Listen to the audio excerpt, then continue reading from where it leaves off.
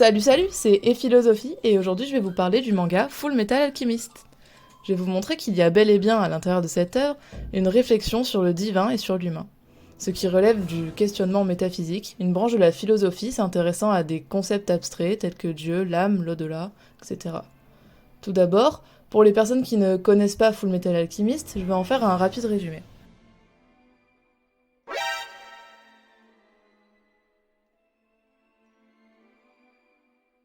C'est un manga de Hiromu Arakawa, publié entre 2001 et 2010, puis adapté en plusieurs versions à l'écran.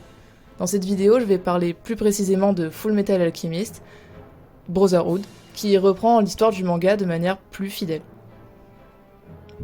L'histoire se déroule dans un monde où l'alchimie est devenue une science à part entière. On suit la quête de deux frères orphelins, Edward et Alphonse Elric. Après la mort de leur mère, ils tentent de la faire revenir à la vie à l'aide de l'alchimie. Seulement, la transmutation humaine est formellement interdite et comporte de graves dangers. Edward perd malheureusement sa jambe et Alphonse son corps tout entier. Ed parvient à sauver l'âme de son petit frère en la scellant dans une armure. Après ces événements tragiques, il devient alchimiste d'état et obtient son nom d'alchimiste, le Full Metal Alchemist, d'où le nom du manga. Et avec les avantages de ce nouveau statut, Ed et son frère Hal partent à la recherche de la pierre philosophale dans le but de retrouver leur corps coincé dans une dimension parallèle entre la vie et la mort, aux portes de ce qu'on pourrait apparenter au paradis ou à l'enfer. Pour commencer, il faut savoir que l'alchimie est réellement pratiquée au Moyen-Âge mais aussi à la Renaissance. Et l'un des objectifs de l'alchimie est la création de la pierre philosophale, permettant de réaliser des miracles aux yeux de la chimie. Les alchimistes attribuaient à cette pierre trois propriétés essentielles. Premièrement, changer les métaux comme le plomb en métaux précieux comme l'or. Deuxièmement, guérir des maladies. Et troisièmement, prolonger la vie humaine. Moins communément, certains alchimistes avaient la prétention de vouloir créer artificiellement la vie à l'aide de cette pierre.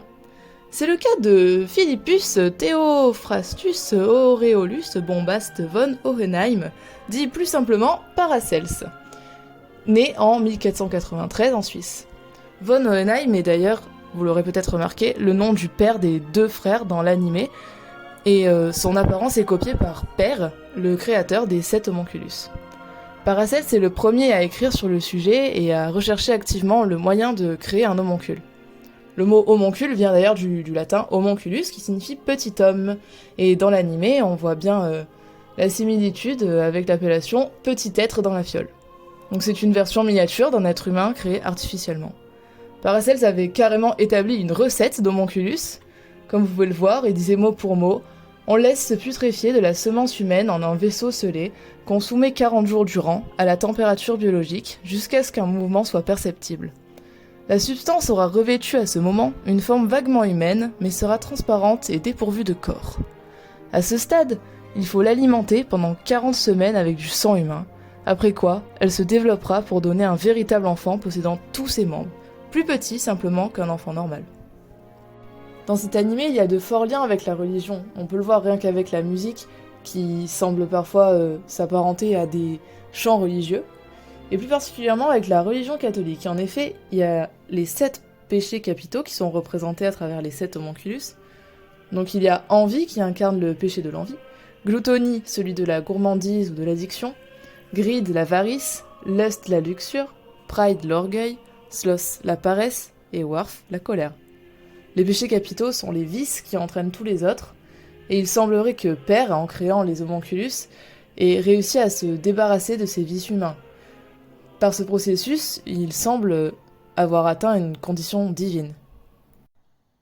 Il paraît que l'homme possède ces 7 péchés capitaux. La cupidité peut être parfois destructrice, c'est vrai, mais ce sont toutes ces émotions réunies qui forgent le caractère d'un être humain et qui font ce qu'il est.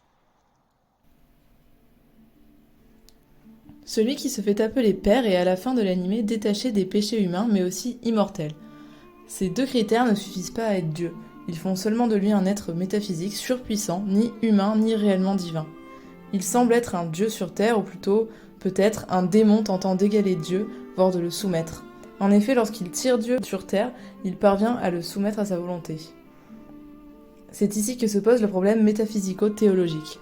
Dieu est communément défini comme un être supérieur à l'homme, doté de pouvoirs surnaturels, un être transcendant et créateur de l'univers. Créer la vie est donc associé dans la plupart des religions au rôle de ou des dieux. Dans quelle mesure l'homme peut-il lui aussi créer la vie ? Des hommes sont-ils légitimes à faire cela ? Où est la frontière entre l'homme et Dieu dans ce cas ? Je veux devenir un être parfait. Son objectif est clair lorsqu'il affirme cela, il veut être divin. La distinction entre Dieu et les hommes existe chez Platon. Il affirme que c'est la présence de l'âme dans le corps qui définit le vivant et donc l'humain. Dieu, au contraire, aurait la capacité d'être sans avoir besoin d'être incarné dans un corps.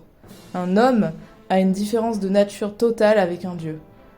Chez Platon, par ailleurs, il semble impossible qu'un dieu se place à l'intérieur d'un être humain, que ce soit pleinement ou partiellement. Le Christ est donc incompréhensible au regard de la philo platonicienne. C'est de même pour cet être surpuissant présent dans Fullmetal Alchemist. La philo platonicienne affirme que cela est absolument impossible. Il est donc logique qu'à la fin, ce faux dieu, ou ce dieu semi-humain, ne soit plus capable de contenir l'essence divine en lui. C'est pour cette raison qu'il explose littéralement. Le divin n'est pas inscrit dans son essence et il a beau tenter de s'approcher au plus possible de l'idée d'être divin, ce ne sera jamais suffisant. La fin du film montre que l'homme, même s'il a atteint le plus haut degré de puissance, c'est-à-dire capable de contraindre Dieu à notre volonté, ne parvient finalement pas à s'élever complètement au rang du divin. Il lui manque quelque chose de plus en son essence.